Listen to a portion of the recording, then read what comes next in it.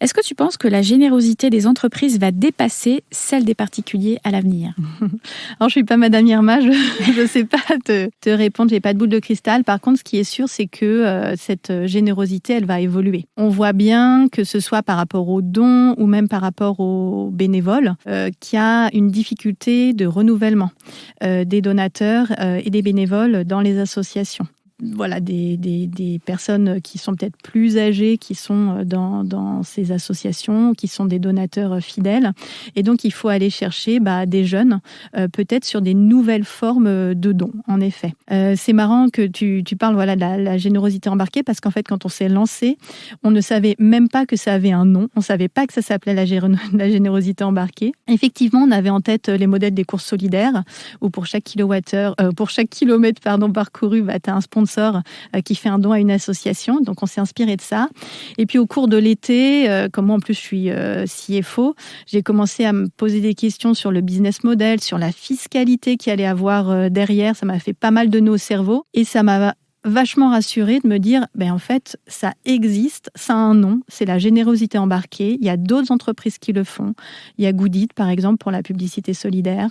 Il y a Lilo, le moteur de recherche solidaire. Et en fait, quand tu cherches, il y a plein d'initiatives portées par des entreprises pour développer cette nouvelle forme de générosité. Et pour reprendre l'exemple des jeunes, par exemple, sur Goodit, la publicité solidaire, c'est très, très, très majoritairement des jeunes, les donateurs sur Goodit, qui visionnent donc ces publicités solidaires. Donc je pense qu'avec ces différentes formes de générosité à destination d'autres classes d'âge, à destination des entreprises, on va réussir à réinventer un petit peu ce modèle de la générosité en France. Il faut quand même se dire que ces causes et ces entreprises de générosité embarquée, c'est pas anecdotique. Il y a Microdon, qui est le leader, si je puis parler de leader, mais en tout cas qui est le plus connu sur ces modèles de générosité embarquée. Donc Microdon, c'est l'arrondi solidaire à la caisse, quand tu fais tes courses au supermarché et que tu arrondis ton ticket. C'est aussi l'arrondi sur salaire. Et donc, Microdon, ça a permis quand même de générer 47 millions d'euros de dons. Goodit, c'est 6 millions d'euros de dons. Lilo, c'est presque 5 millions d'euros de dons. Donc, c'est pas anecdotique. Et je pense vraiment qu'on va multiplier ces différents concepts pour que chacun puisse s'y retrouver. Là, on parle d'euros, mais il faut aussi avoir en tête le mécénat de compétences, par exemple, qui se développe pas mal. Donc, la semaine dernière, j'étais à un colloque sur les journées de lutte contre la précarité énergétique.